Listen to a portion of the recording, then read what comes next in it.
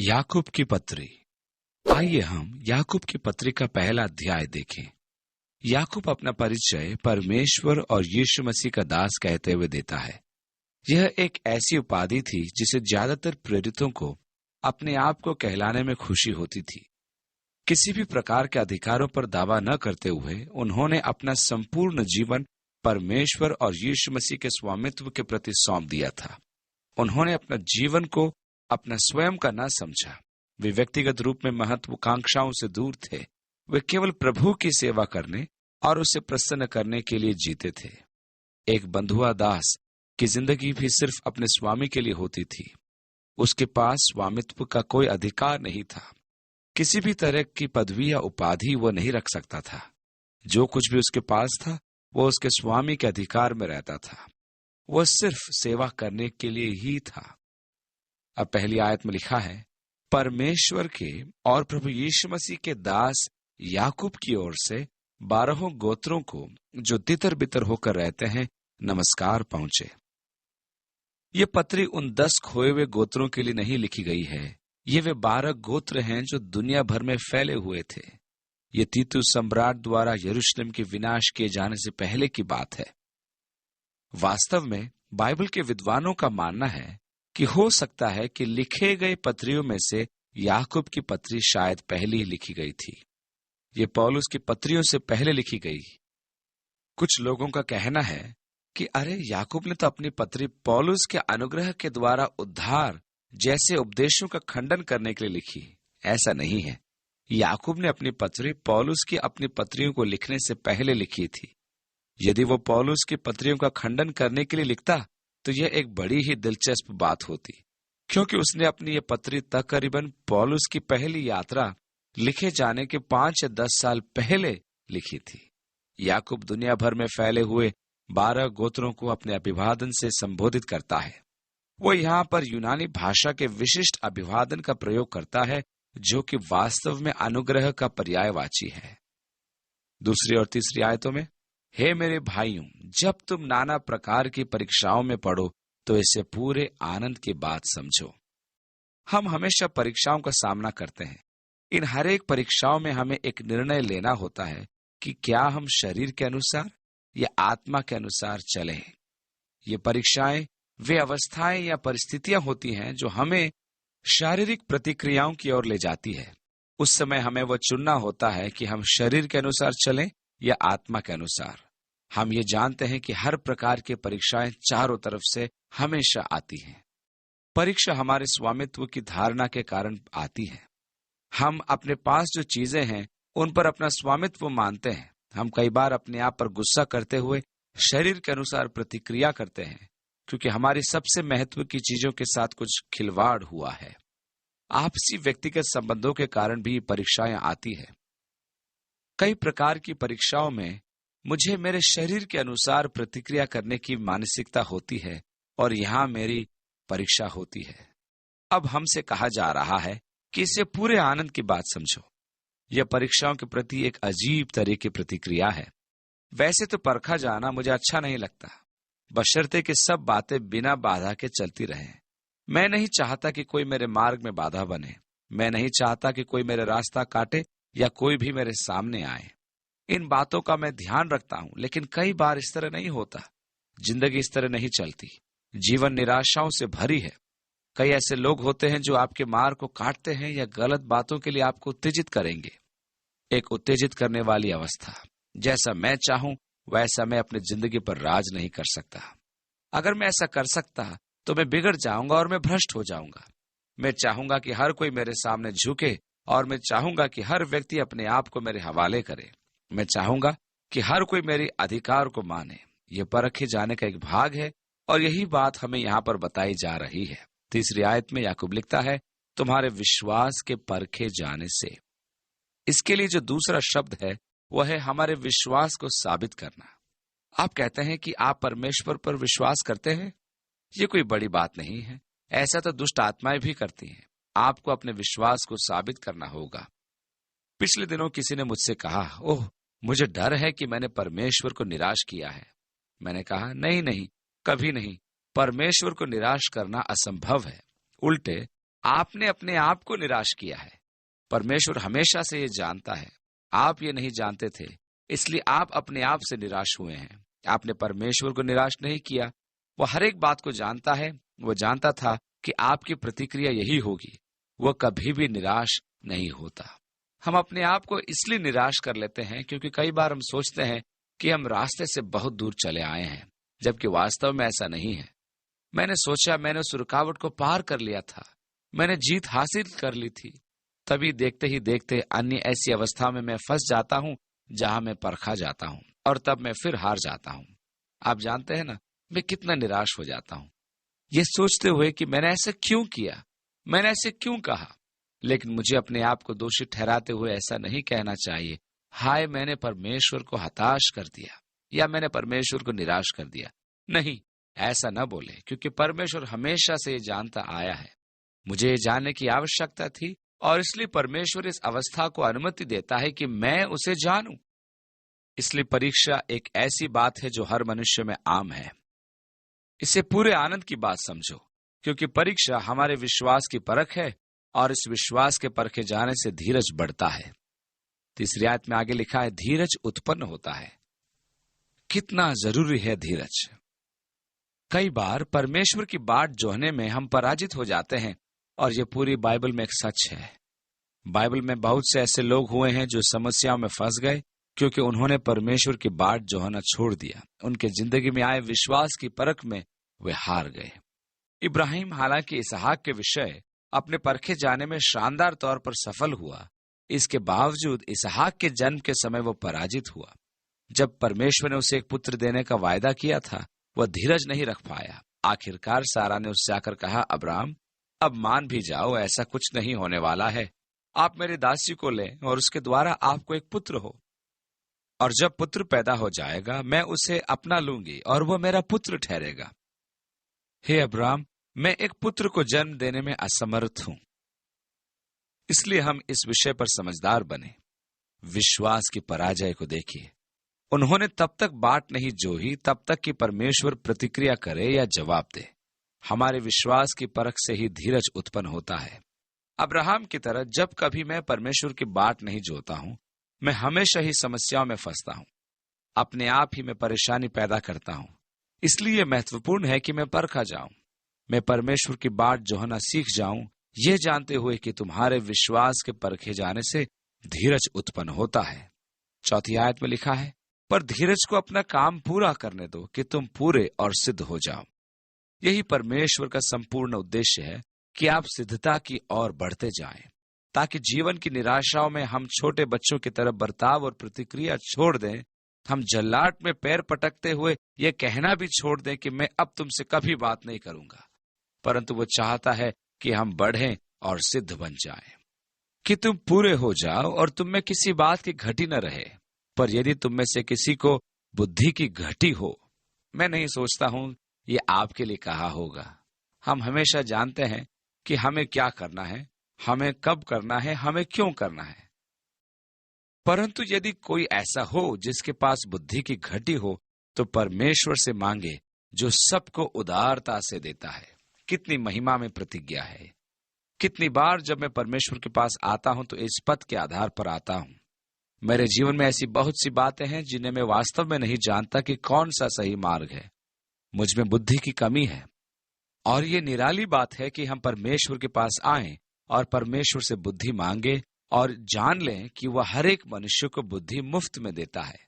5वीं आयत में आगे लिखा है, जो बिना उल्हाना से देता है।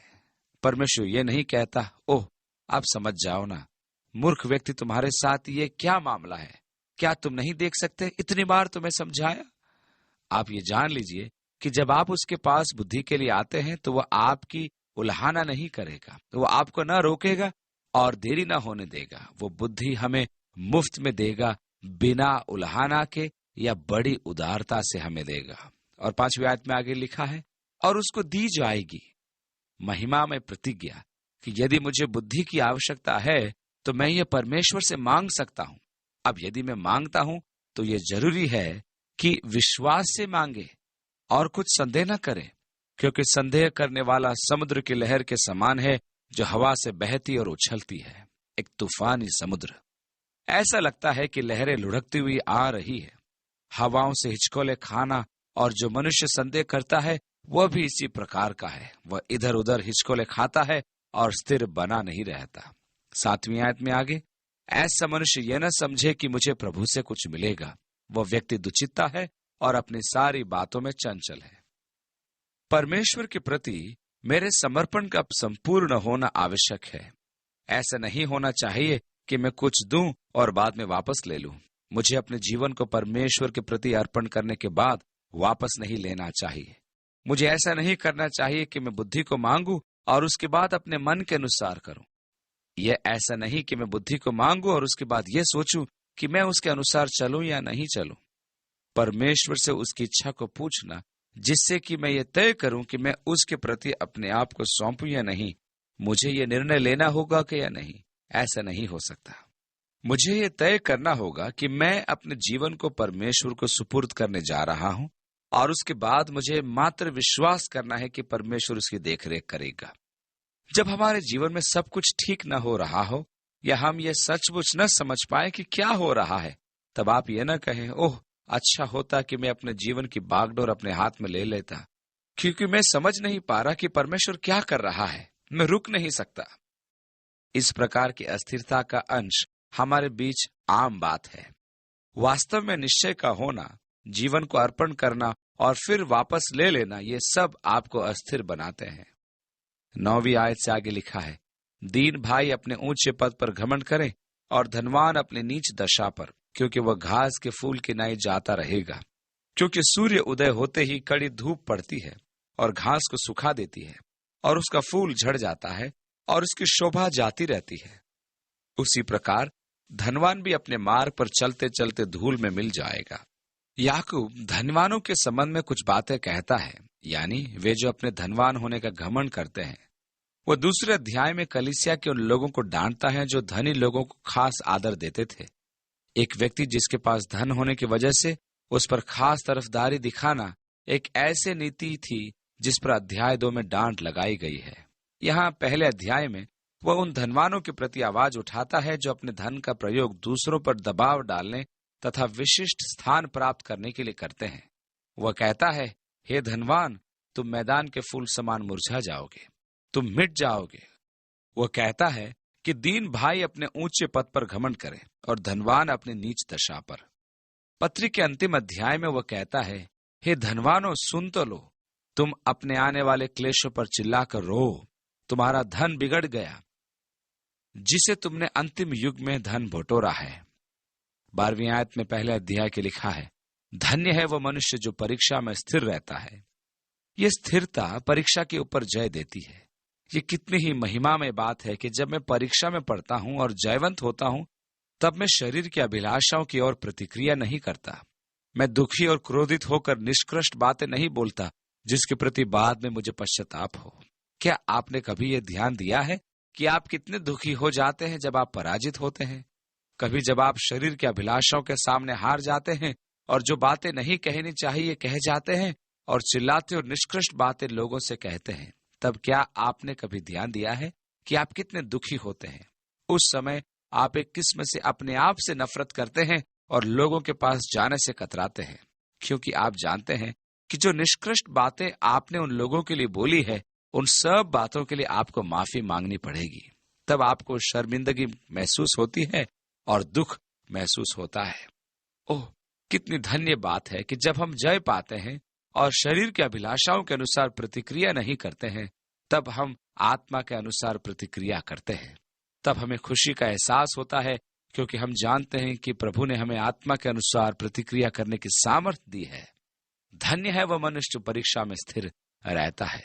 12वीं आयत में आगे लिखा है, क्योंकि जब वो परखा जाता है, यानी कि जब विश्वास परखा जाता है, तब हम सच्चे पाए जाते हैं। यह महत्वपूर्ण है कि विश्वास परखा जाए, क्योंकि हम में अपने आप को धोखा देने की ताकत है। इस अध्याय में याकूब 2 बार अपने आप को धोखा देने वाली बात कहता है।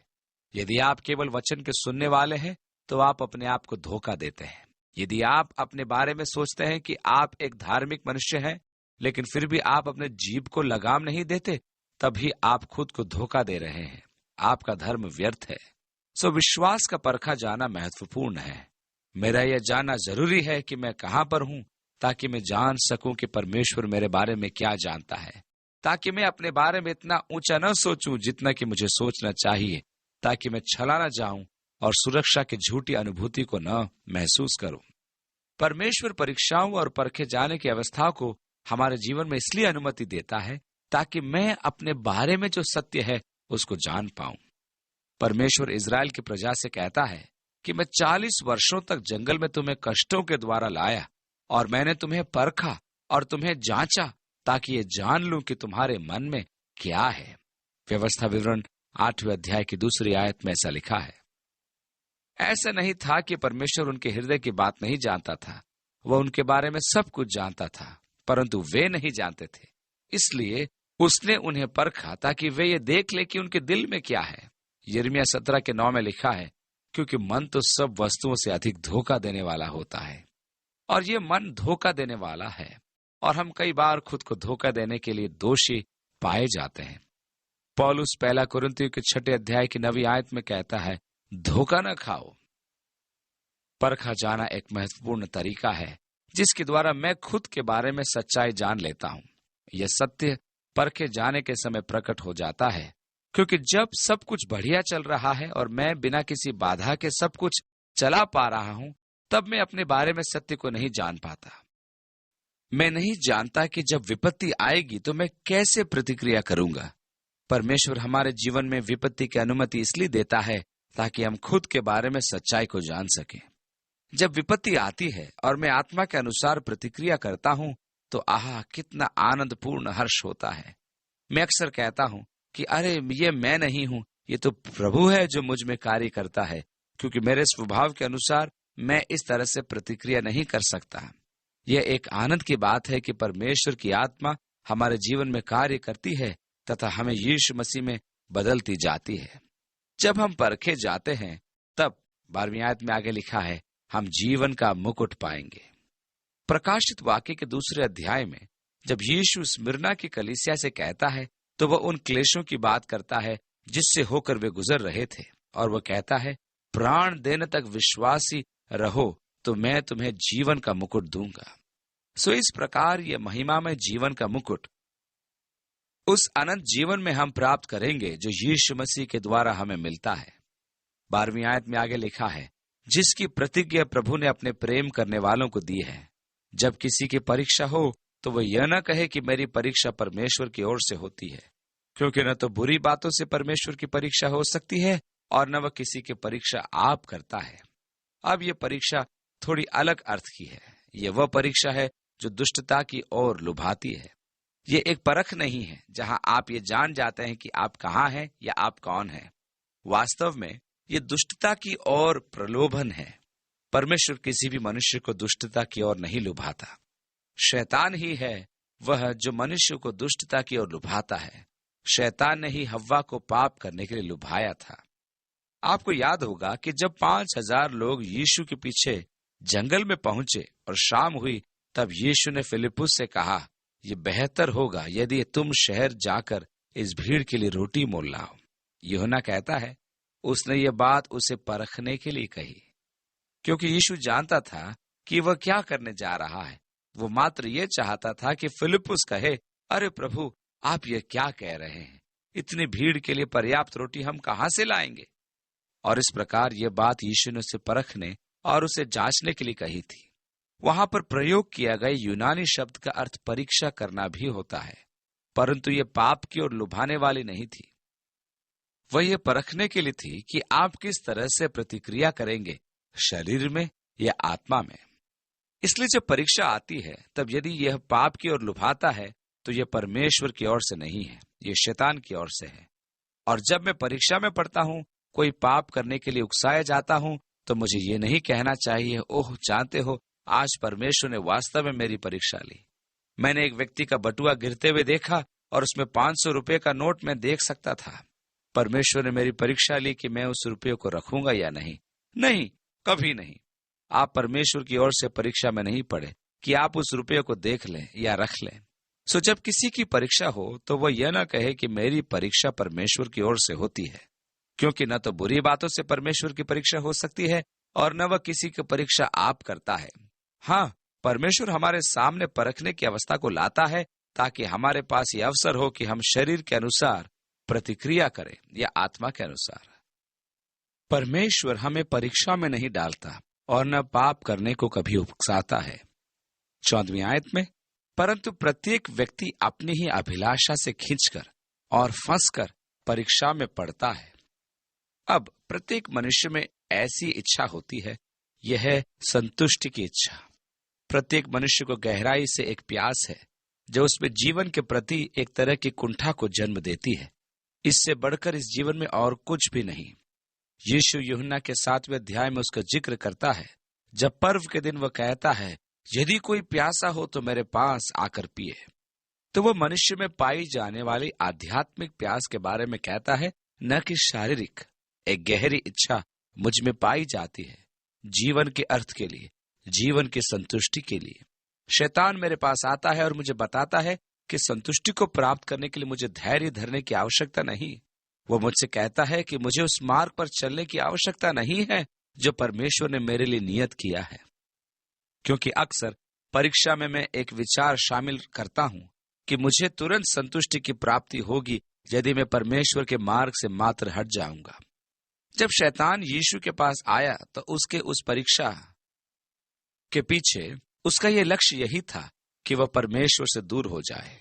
शैतान कहता है कि तुम तो जगत को छुड़ाने के लिए आए हो, तुम जगत को परमेश्वर के अधिकार क्षेत्र और परिधि के अंदर लाने के लिए आए हो। परमेश्वर ने तुम्हें इसी उद्देश्य से भेजा है कि जगत को छुड़ाओ। परमेश्वर का उद्देश्य यही है कि तुम क्रूस पर चढ़ाए जाओ, तुम कष्ट को सहो और मारे जाओ ताकि जगत को छुड़ाया जाए। मैं एक राय देता हूं, लेकिन तब तुम क्रूस से बच सकते हो। तुम्हें क्रूस रूपी परमेश्वर के मार्ग में चलने की आवश्यकता नहीं, क्योंकि यह एक क्लेश का मार्ग है। तुम तुरंत ही इस उद्देश्य को पूरा कर सकते हो। मैं तुम्हें बताता हूं कैसे। यदि तुम बस मेरे सामने झुककर मेरी आराधना करो तो मैं तुम्हें इस पूरे जगत के राज्यों को दे दूंगा और वे सब तुम्हारे हो जाएंगे। देखा आपने, लक्ष्य यही है कि आप परमेश्वर के मार्ग को छोड़ दें। शैतान हमेशा इसी सिद्धांत का प्रयोग करता है और वह है तुरंत संतुष्टि की परिकल्पना। विभिन्न लोगों के लिए वह विभिन्न प्रकार के प्रलोभनों को पेश करता है, जैसे तुम्हें परमेश्वर के मार्ग पर चलना जरूरी नहीं है, तुम्हें परमेश्वर के वचन की पालन करने की आवश्यकता नहीं। देखा आपने, परमेश्वर आप पर पाबंदी लगा रहा है, परमेश्वर आपको रोक कर रखे हुए है।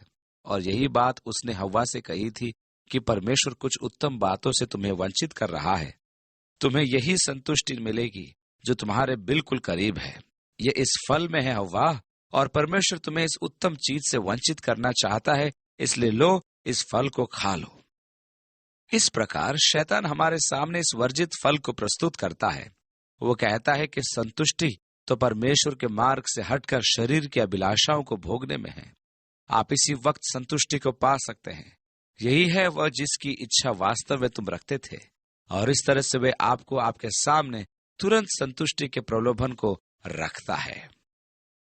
पौलुस इफिसियों को लिखी अपनी पत्री में कुछ दिलचस्प बातें कहता है। वो कहता है, और दाखरस से मतवाले न बनो, क्योंकि इससे लुचपन होता है, पर आत्मा से परिपूर्ण होते जाओ। अब यहाँ पर ऐसी दो अलग बातों को हम देखते हैं जिनका आपस में कोई संबंध नहीं है। एक शराब का सेवन करने वाले की तुलना आत्मा से परिपूर्ण व्यक्ति से की गई है। ऐसा जान पड़ता है कि बहुत असंभावित संयोजन के द्वारा उन्हें एक साथ रखा गया है। आप उसमें ध्यानपूर्वक देखते तो ये ऐसा नहीं है। वो मनुष्य जो शराब की ओर मुड़ता है, वो क्या ढूंढता है? एक तुरंत मिलने वाली संतुष्टि, जिसे शैतान उसे धोखे में देता है, और वो कहता है, ये ले, पी ले। यही आनंद का मार्ग है, यही वो माध्यम है जिसके द्वारा तुम अपने समस्याओं को भूल जाओगे। यही है वो रास्ता जिसके द्वारा तुम जिंदगी का सामना कर सकते हो। बस जब तक तुम्हारी बुद्धि धुंधली न पड़ जाए, तब तक कुछ घंटे पीने का लुत्फ उठाओ, और इस तरह से तुम्हें इन बातों के बारे में सोचने नहीं पड़ेगा। जानते हो, ये तुम्हें मात्र आराम देगा और तुम्हें तनावों से मुक्त कर देगा, और तुम्हें तुरंत संतुष्टि मिलेगी। तुम्हें परमेश्वर के मार्ग में चलने की आवश्यकता नहीं है। दूसरी ओर, आत्मा से परिपूर्ण मनुष्य के साथ क्या होता है? उसमें वह संतुष्टि होती है, उसमें कल्याण का बोध होता है, उसमें शांति होती है, वह एक निश्चिंत व्यक्ति होता है। सो एक व्यक्ति उसे शराब में ढूंढता है और दूसरा उसे आत्मा की परिपूर्णता में पाता है। वो व्यक्ति जो आत्मा की परिपूर्णता में आनंदित है, उसके पास ठीक वही है जिसे वह दूसरा व्यक्ति वास्तव में ढूंढता है और खोजता है। शराबी परमेश्वर के मार्ग से फिर जाता है और वह गलत जगह अपनी शांति को खोजता है। इस प्रकार प्रत्येक व्यक्ति अपनी ही अभिलाषा से खींचकर और फंसकर परीक्षा में पड़ता है। मन के अंदर एक बड़ी इच्छा होती है। शैतान उस ओर संकेत करते हुए कहता है, अरे अरे, तुम्हें क्रूस के मार्ग पर चलने की आवश्यकता नहीं है, तुम्हें खुद का परित्याग करने की आवश्यकता नहीं, तुम्हें क्रूस उठाकर यीशु के पीछे चलने की जरूरत नहीं।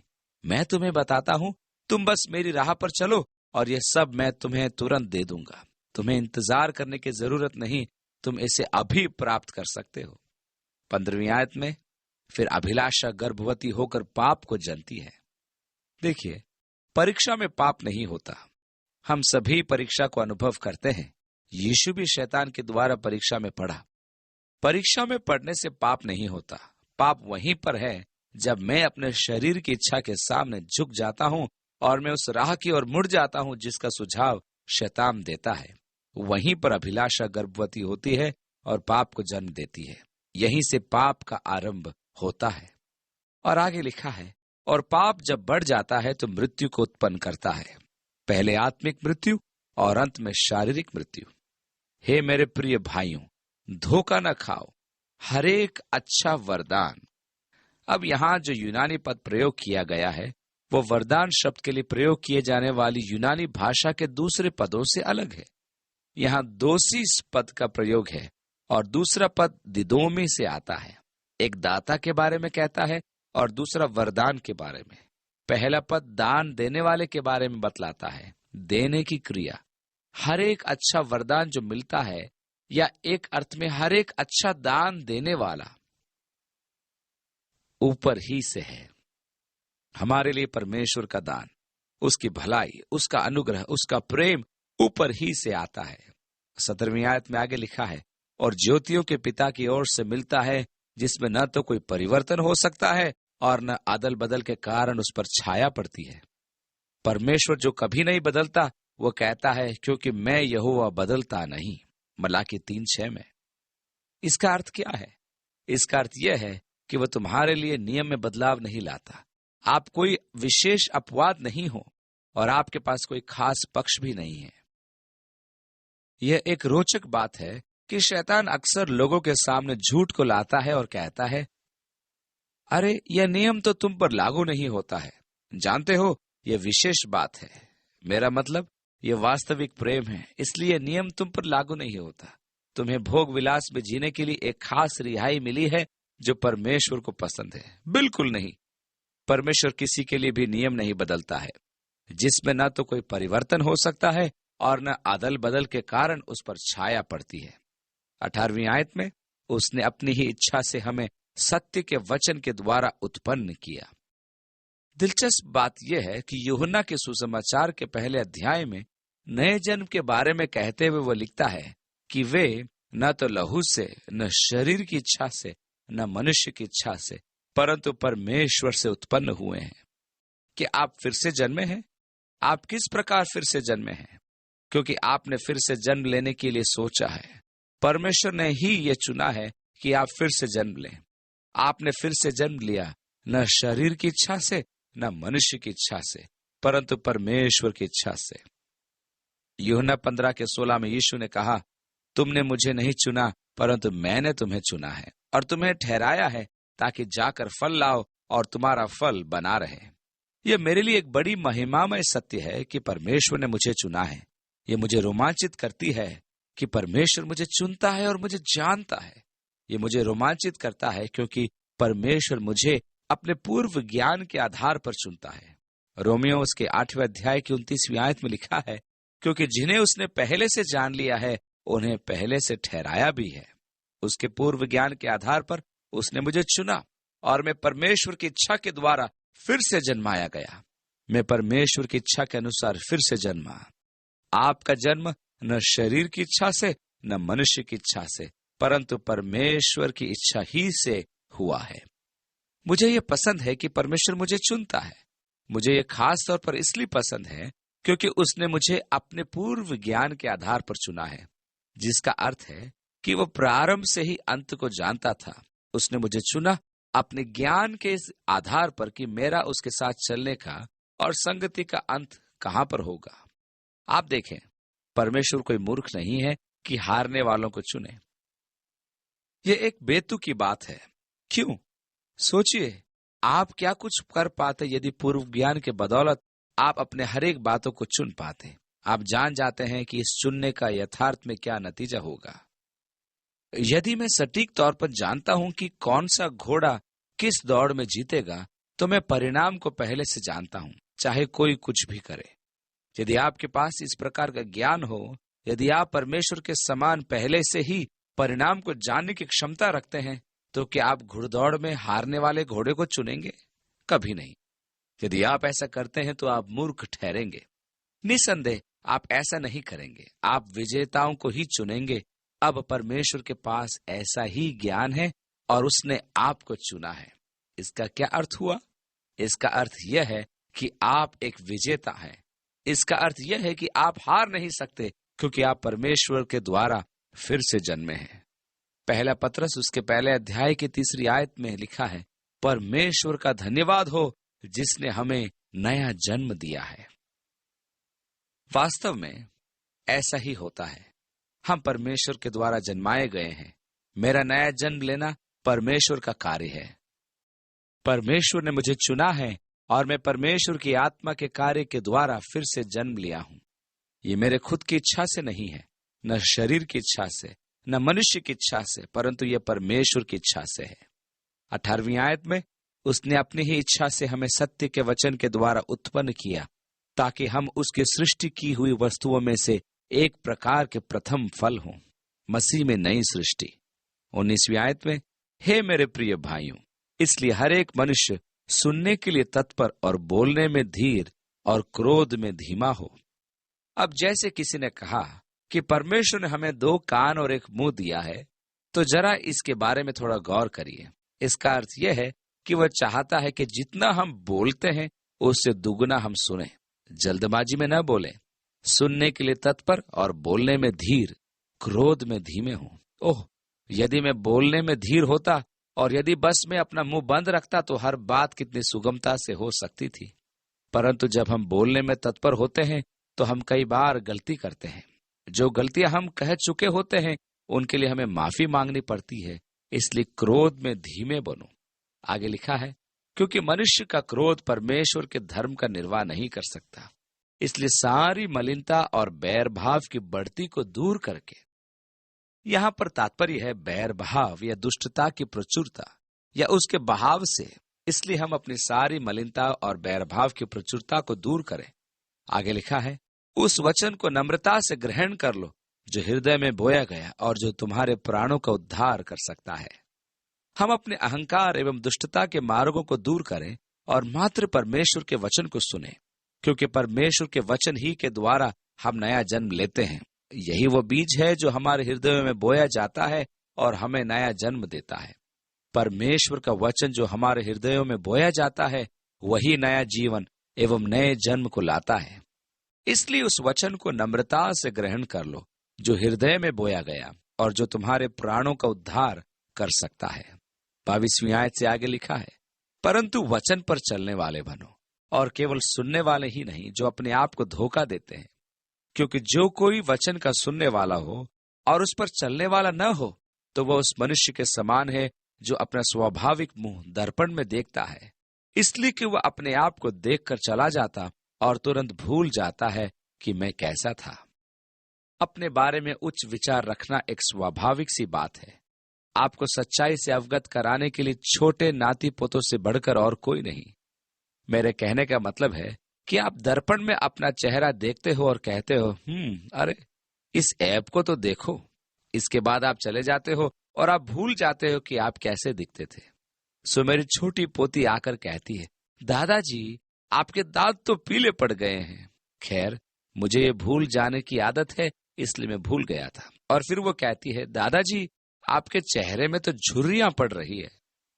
इसी प्रकार वो मनुष्य होता है जो वचन को सुनने वाला है। आप अपने बारे में एक झूठी धारणा बना लेते हैं। आप कहते हैं, खैर मैं बाइबल अध्ययन के लिए जाता हूं और मैं वास्तव में परमेश्वर के वचन का अध्ययन कर रहा हूं। मैं वास्तव में वचन का ज्ञान रखता हूं। मैंने यूहन्ना का सुसमाचार पूरी तरह से कंठस्थ कर लिया है और वास्तव में मैं वचन को जानता हूं। ठीक है, परंतु क्या आप उस पर चलते हैं? आप ये समझ लीजिए कि यदि आप सिर्फ वचन के सुनने वाले हैं और उस पर चलने वाले नहीं, तब आप खुद को धोखा दे रहे हैं। इसलिए हमें वचन पर चलने वाला होना जरूरी है। ये ऐसा नहीं कि वे जिनके पास व्यवस्था है वे धर्मी ठहराए जाएं, परंतु वे जो व्यवस्था पर चलते हैं वे ही धर्मी ठहरेंगे। ये बात पौलुस रोमियो के 2 अध्याय की 13वीं आयत में कहता है। यही एक गलती थी जो यहूदी लोग कर रहे थे। उन्होंने सोचा था कि अरे हमारे पास तो मूसा की व्यवस्था है। पौलुस कहता है, नहीं नहीं, यही काफी नहीं, तुम्हें मूसा की व्यवस्था पर चलना भी होगा। अब याकूब कहता है, तुम कहते हो कि तुम्हारे पास परमेश्वर के वचन है, ये काफी नहीं है। तुम्हें परमेश्वर के वचन के अनुसार चलने वाला भी होना चाहिए। इसे व्यवहारिक तौर पर अपने जीवन में लागू करना जरूरी है। जो आज्ञाएं वचन में दी गई हैं, उसका आज्ञा पालन जरूरी है। तुम सिर्फ सुनने वाले नहीं, बल्कि वचन पर चलने वाले बनो, क्योंकि तुम ऐसा न करके अपने आप को धोखा दोगे। 25वीं आयत में, पर जो व्यक्ति स्वतंत्रता की सिद्ध व्यवस्था पर ध्यान करता रहता है, वो अपने काम में इसलिए आशीष पाएगा कि सुनकर भूलता नहीं, पर वैसा ही काम करता है। वह जिस कार्य को करेगा उसमें आशीष पाएगा। 26वीं आयत में, यदि कोई अपने आप को भक्त समझे और अपने जीभ पर लगाम न दे, पर अपने हृदय को धोखा दे, तो उसकी भक्ति व्यर्थ है, यानी कि उसकी भक्ति शून्य है। आगे लिखा है, हमारे परमेश्वर पिता के निकट शुद्ध और निर्मल भक्ति यह है कि अनाथों और विधवाओं के क्लेश में उनकी सुधि लें और अपने आप को संसार से निष्कलंक रखें। यही वो बातें हैं जो वास्तव में होनी चाहिए। उन पर भलाई करना जो जरूरत में है और ऐसे लोगों के प्रति अपनी सहायता का हाथ बढ़ाना, यही वचन के अनुसार चलना है। वचन पर चलने का अर्थ है ऐसे सकारात्मक क्रिया में परिणत होना जिसमें उस व्यक्ति की ओर सहायता का हाथ बढ़ाया जाता है जो जरूरत में है, और यह भी कि अपने आप को संसार से निष्कलंक रखना है।